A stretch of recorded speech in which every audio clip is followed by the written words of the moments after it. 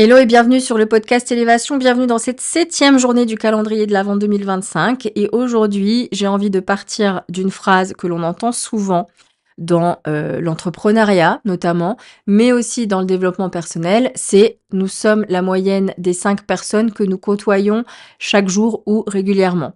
Donc vraiment, au-delà d'entendre cette phrase et de vous dire: «Ouais, c'est vrai», ben, de se dire: «OK, je vais regarder, c'est quoi mon cercle actuel? Quelles sont les 5 personnes que je vois le plus dans mon quotidien? Avec qui j'ai le plus d'interactions? Avec qui j'ai le plus de partage? Et est-ce que ça me nourrit? Ou est-ce que c'est des personnes qui me prennent de l'énergie, qui me drainent, qui, quand je les vois, ben, fou, ça retombe et j'ai l'énergie en berne ou le moral en berne? Ou est-ce que c'est des personnes qui m'inspirent, qui me motivent, qui me boostent à passer à l'action, qui me challenge, qui me font du bien en fait pour ce dont j'ai besoin en fait au quotidien. Donc vraiment là, tout de suite maintenant, en même temps de cet épisode, je vous laisse un petit instant. Quelles sont les 5 personnes que vous côtoyez le plus? Vous pouvez appuyer sur pause et quand vous avez les 5 personnes, vous revenez vers moi, OK? Maintenant que vous avez trouvé ces 5 personnes, scannez ces 5 relations. Est-ce que cette personne, elle m'inspire? Est-ce que cette personne, elle me donne de l'énergie? Est-ce que cette personne, elle me motive à atteindre mes objectifs, à être la personne que j'ai envie d'incarner? Est-ce que ça me permet de satisfaire mes besoins en termes de liens, d'amitié, d'amour et cetera?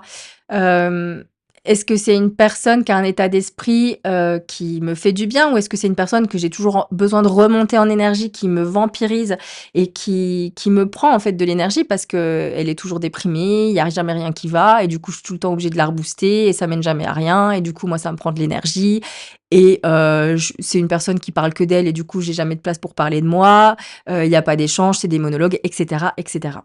Donc vraiment, avec sincérité et sans culpabiliser, peu importe le lien avec cette personne, que ce soit familial, amical, de longue durée, relationnel, amoureux et cetera. Demandez-vous si cette personne vous remonte en énergie quand vous la voyez, après l'avoir vue, ou si cette personne vous draine. Vraiment, faites-le sincèrement et à partir de là, demandez-vous si vous avez envie de continuer comme ça. Je ne vous dis pas de couper directement et drastiquement et violemment avec ces personnes, mais peut-être de, si c'est dans la mesure du possible, de réduire les interactions avec ces personnes, de les voir peut-être moins souvent et de chercher d'autres cercles, de chercher à faire d'autres rencontres pour trouver des personnes qui sont plus alignées à vos valeurs, à vos besoins actuels dans votre vie, à votre état d'esprit et cetera. Et je sais que c'est difficile, mais c'est important de se le demander souvent ça. Moi, je sais qu'à un moment donné, j'ai eu un travail en Suisse et les 2 personnes j'avais 2 collègues et c'était vraiment pas des personnes avec qui je matchais et je les trouvais, non, je suis désolée pour le terme, mais je les trouvais, stupides et moi, j'ai du mal avec ça. J'aime bien les gens, j'aime bien l'intelligence, j'aime bien la culture, j'aime bien avoir des discussions, profondes. Alors pas tout le temps, des fois, on peut avoir des discussions de surface, mais bon, j'avoue que c'est pas trop mon truc.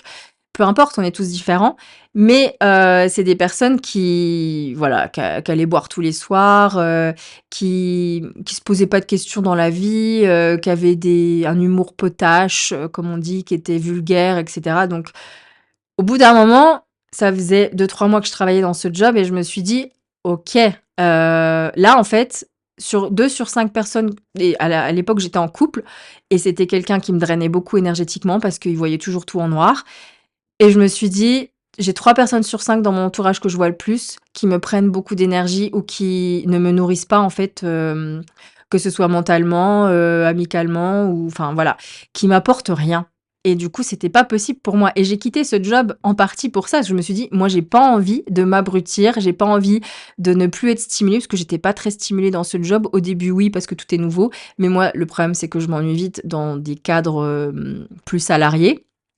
Donc c'est pour ça qu'après voilà, j'étais à mon compte et du coup, je me suis dit: «Mais ces personnes-là, je veux plus que ce soit les personnes que je vois au quotidien, en fait, parce que je sens que je m'endors, mon cerveau s'endort» et c'était pas possible pour moi.